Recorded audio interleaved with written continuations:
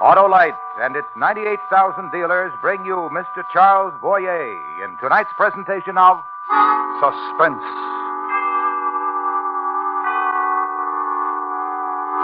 Tonight, Autolite presents the true story of a man who alone was responsible for most of the methods of police detection in use today. It's called the Bertillion method. Our star, Mr. Charles Boyer.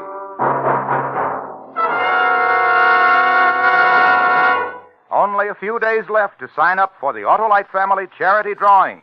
This is Harlow Wilcox reminding you that unless you register by this Monday, May 3rd, you'll miss out on the greatest opportunity ever offered for your church, hospital, school, or other favorite charity to share in $100,000. Listen to what this Connecticut woman recently said. My name is Mrs. Leon Barr. I have just signed up for this drawing. I think it a wonderful opportunity for people to help their pet charities. And if my name is selected, I shall designate our Greenwich Hospital. So act fast. Sign up tomorrow at any or all of these Autolite Family car dealer showrooms. DeSoto, Hudson, Plymouth, Studebaker, Dodge, Willis, Nash, Packard, Kaiser, or Chrysler. Remember, there's nothing to try or buy, no obligation, except printing your name and address. But if you're one of the 25 selected, you will designate your favorite recognized charity to share in $100,000. But remember, there are only a few days left to register, so make sure you sign up tomorrow. And now, Autolite presents transcribed Mr. Charles Boyer in the Bertillion method, hoping once again to keep you in suspense.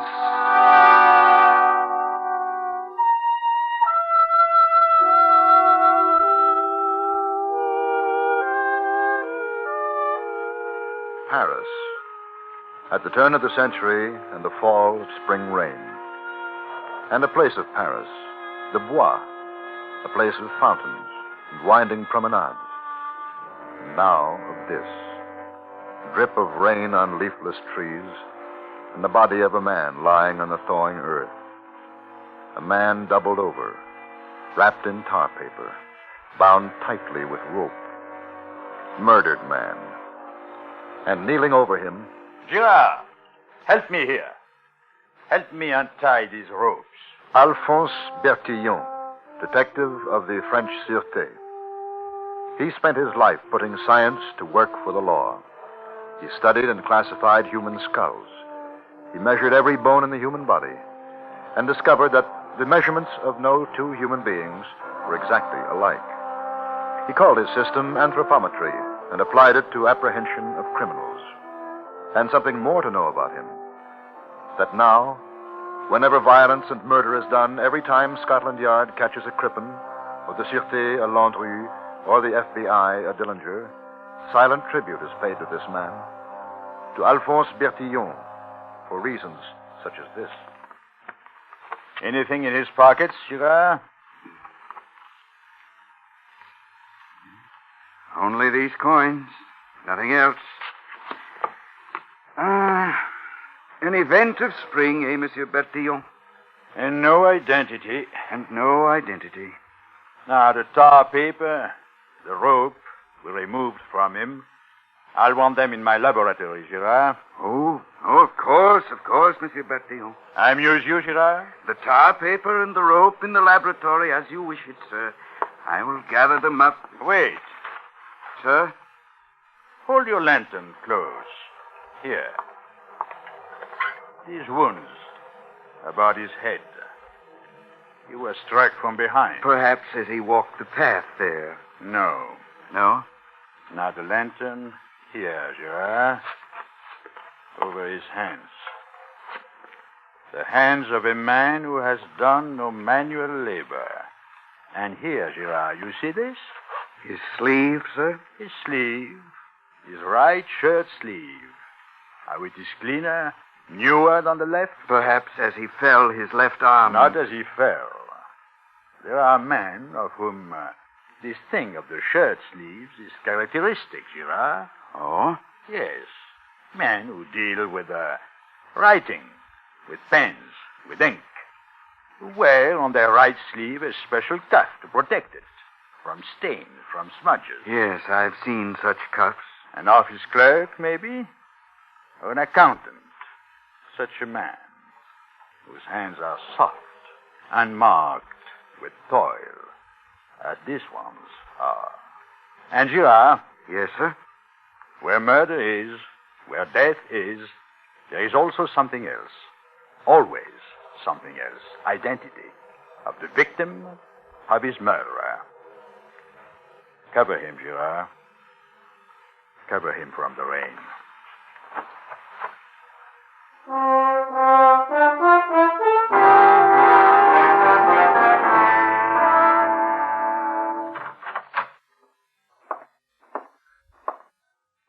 Inspector Kamaskas? Yes, Bertillion, what do you wish?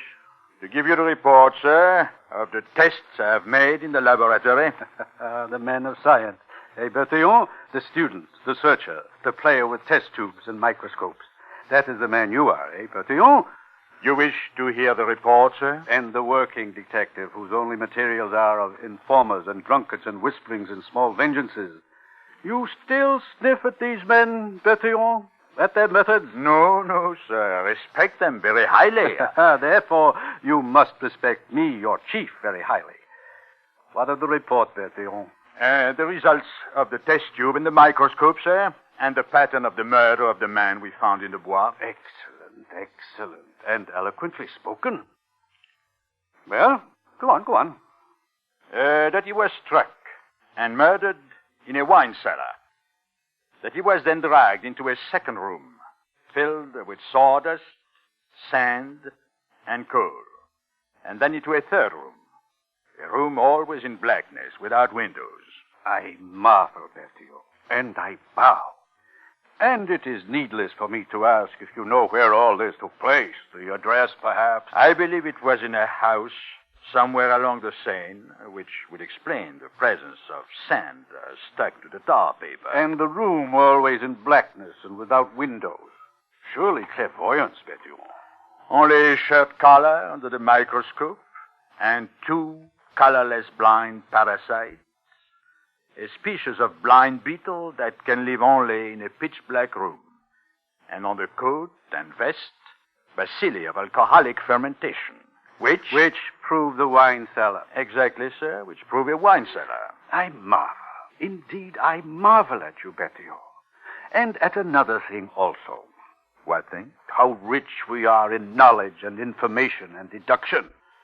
And how ignorant we are of a simple thing. The victim's identity. Not ignorant at all, for his identity is known. Ah. Yes, sir?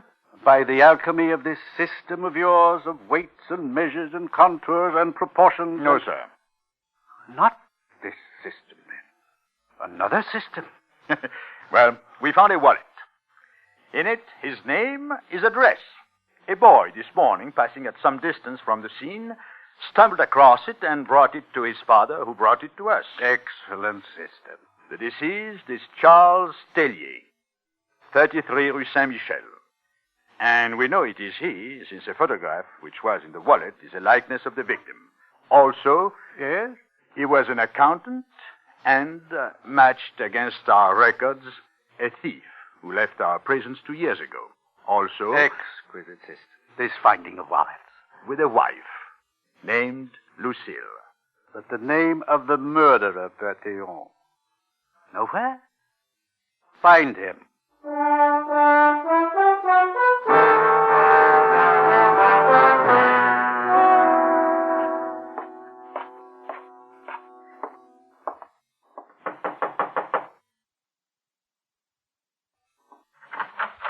Yes?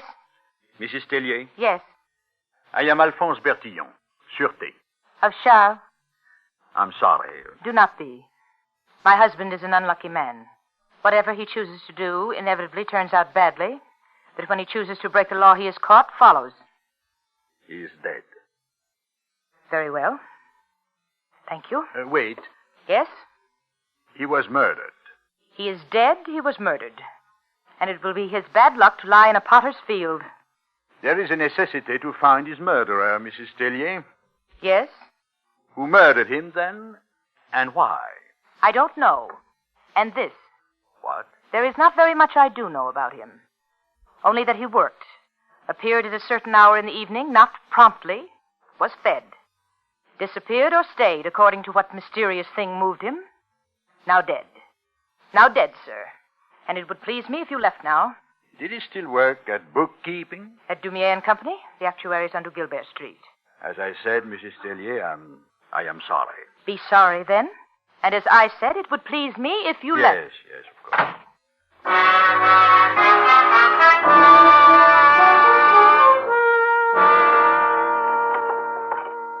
Inkpot, pens, pad of scratch paper, which are the three things I allow each of my employees to hold in his desk. So with Monsieur Tellier's desk. Feel. Go ahead and feel. Nothing else in the desk drawer, is there? Inflexible rule. No small objects to hint of motive for murder. No packets of potions or letters of love. Yet I must tell you this. Down the street now, there is a shop. And in this shop of Mr. Cabassou, there are fabulous dresses which must cost each 3 times the salary of Charles Tellier.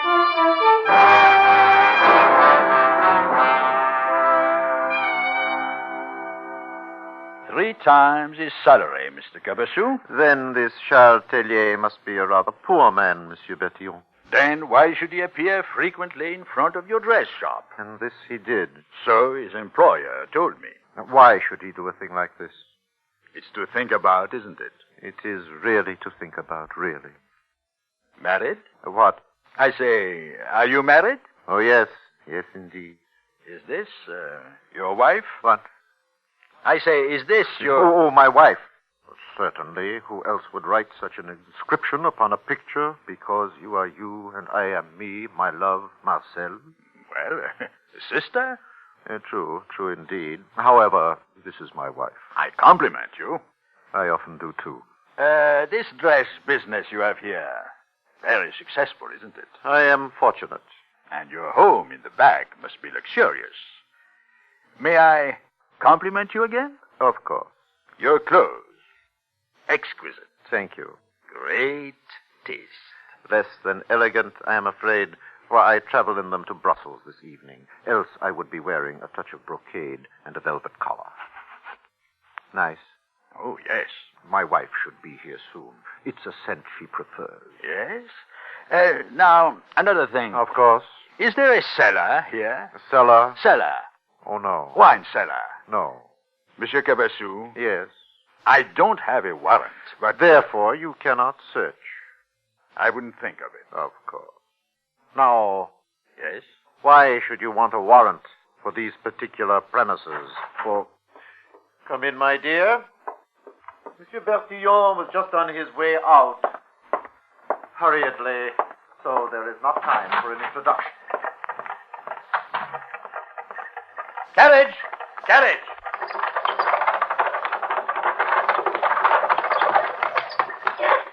The Sûreté.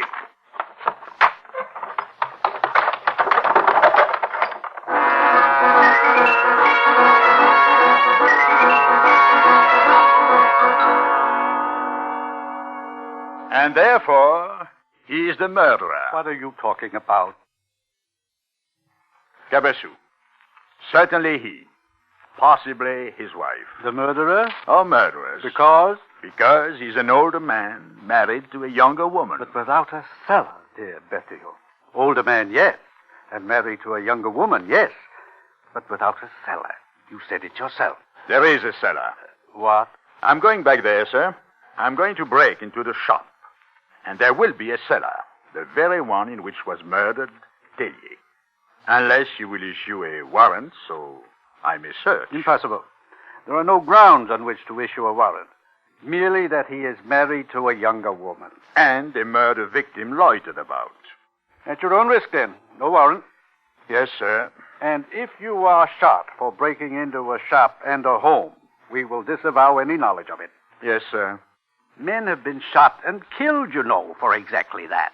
7 last year. I looked it up. Good luck, Bertillion. Yes, sir.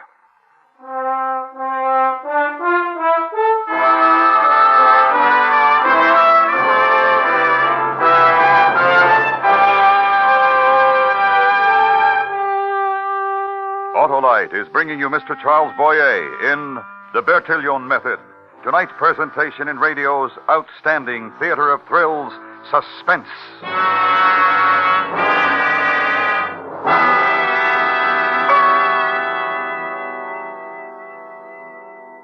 Listen to this on-the-spot interview recorded in Bronxville, New York.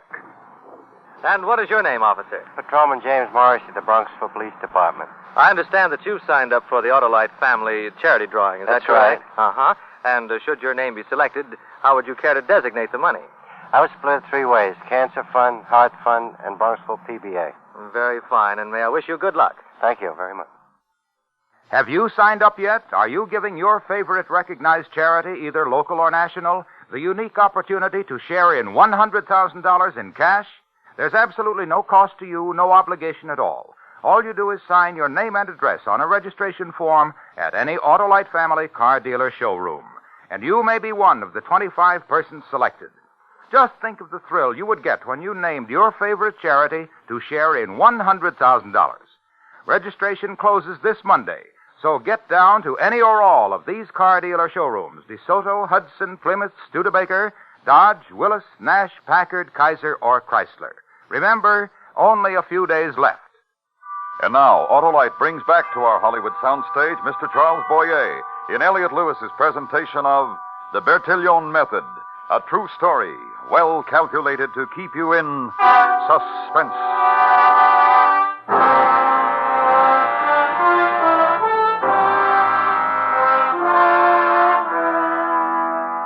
Bertillon's methods were not only of weights and dimensions by tape and scales, but depended, too, upon measures of the mind.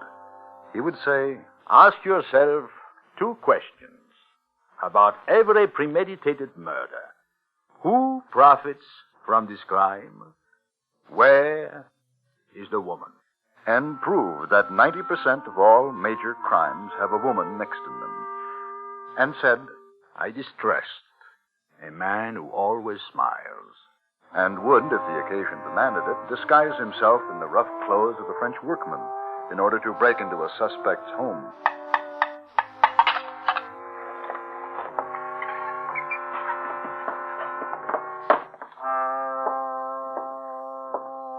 To break into a suspect's home and get caught. You there, put up your hands. I have a pistol here, and I shall not hesitate to use it, so put up your hands. Yes, ma'am. Come closer. Yes, ma'am. Gently, for I'm skilled with this weapon. Yes, ma'am. What vileness did you come here to commit? Theft.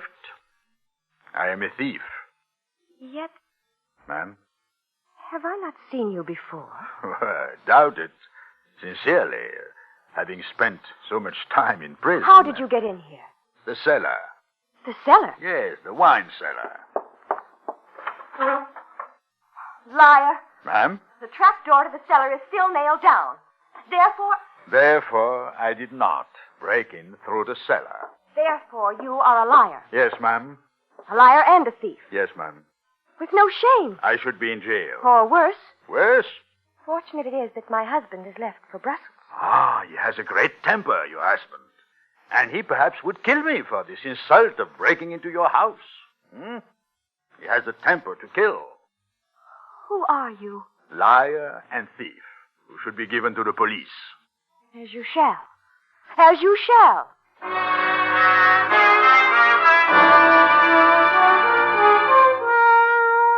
The gendarme came, complimented Madame Cabassou upon her vigilance, her costume, and her bravery, and arrested her thief and prowler.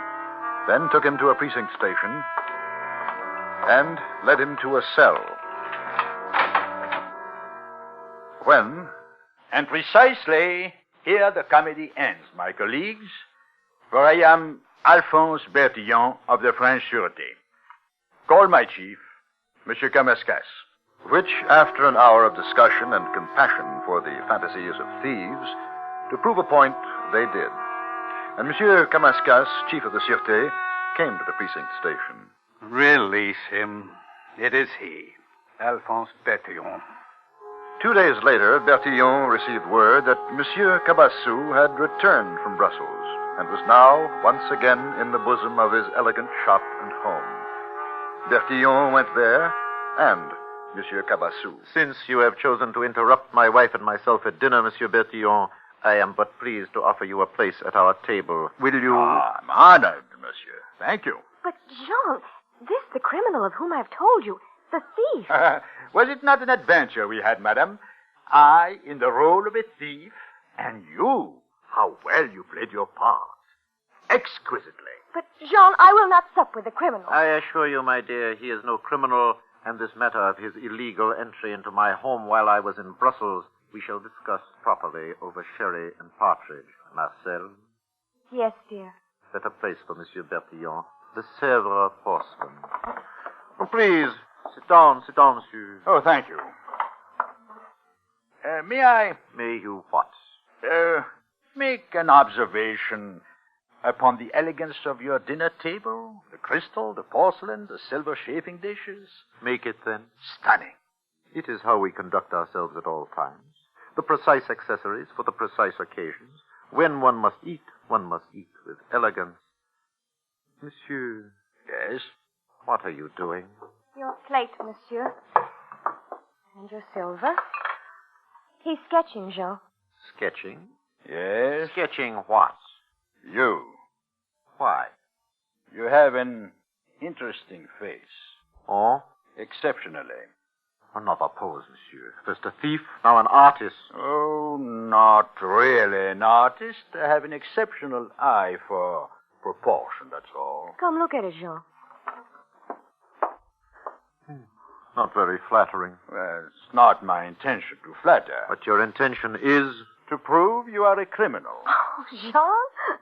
Tellier was a young man, as you are young, madame. And you, Monsieur Cabassou... Of me, what? You are a possessor of a cellar. Why are you ashamed of your cellar, monsieur? What did you lie about it? What did you say you did not have? Get out! Of course. Good night.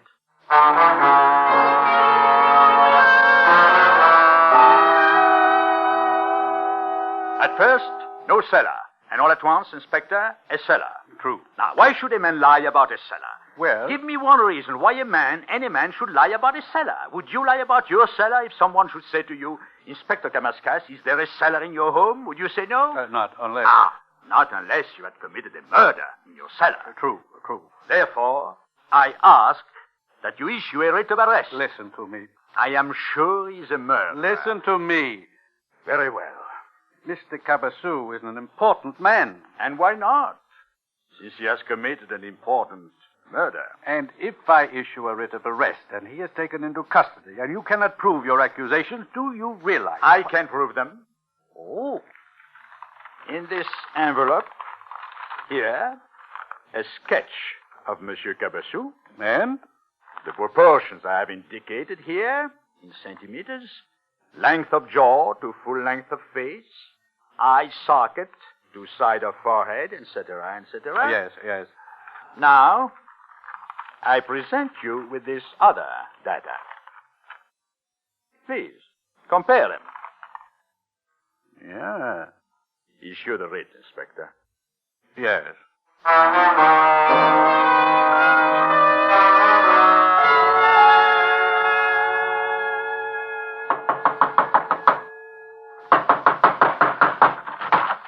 What is the meaning of this? Police! Where is Monsieur Cabassou? He is asleep. Where asleep? Quickly, where asleep? His suite is the closest to the head of the stairs.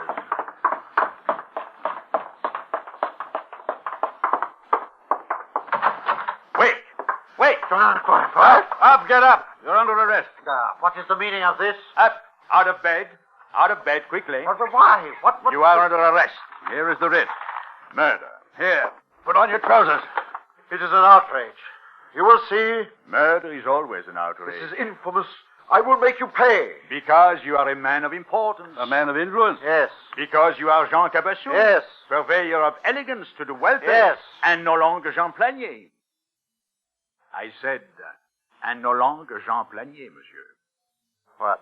Apache, thief, cutthroat. How did you know? Friend to a murdered man. Impossible that you should. Not impossible. You must have a memory for the time some years ago when you were measured at a small police station for the proportion of the length of jaw to the length of face, of eye socket to the side of forehead. Etc., etc. That you have changed the color of your hair, that you have now a mustache, that you have gained weight. Nothing, no disguise. For to disguise the length of an ear or bone structure, impossible. Listen, very well. I am Champagné, but now I am respectable and honorable man. Exactly why you had to commit murder. To maintain this attitude. Then you know about Charles Tellier. Of course. He was arrested with you. Also a thief. Now come back to haunt you with your old sins. Blackmail, monsieur. Yes. An apology. First, I thought this a crime of passion. Jealousy. That your wife, lovely woman... She had nothing to do with it. Lovely woman. Monsieur Cabassou, I arrest you in the name of the Republic of France for the murder of Charles Tellier.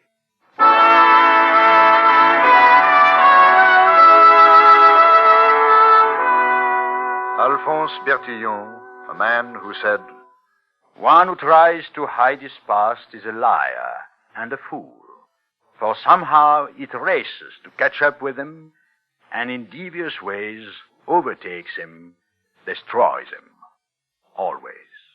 who set a path for modern-day science of criminology, who left behind countless weapons of detection, who was one of the greatest forces for law the world has ever known.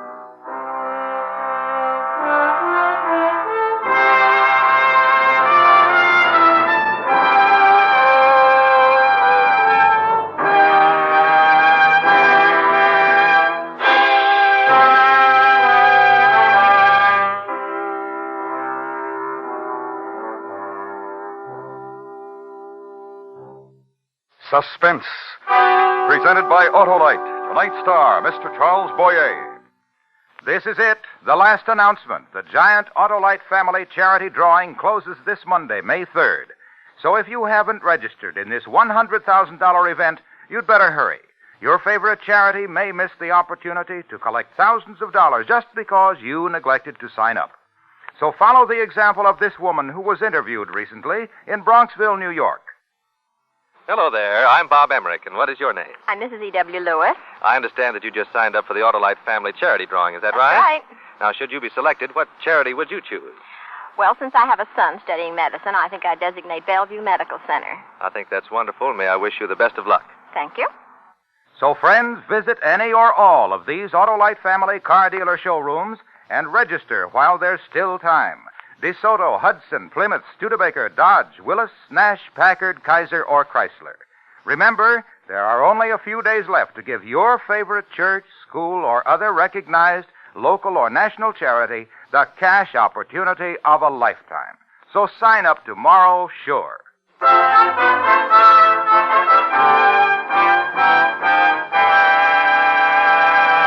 Next week, the story of a man who wanted to save his life, but he had to get into a fight to do it. And the fight was with the Giant of Thermopylae. Our star, Mr. Frank Lovejoy. That's next week on Suspense. Suspense is transcribed and directed by Elliot Lewis, with music composed by Lucian Morowick and conducted by Lud Gluskin. The Bertillion method was written for Suspense by Morton Fine and David Friedkin. Featured in tonight's cast were Herb Butterfield, John Daner, Vic Perrin, Jane Webb, and Edgar Barrier. And remember, next week, Mr. Frank Lovejoy in The Giant of Thermopylae. This is the CBS Radio Network.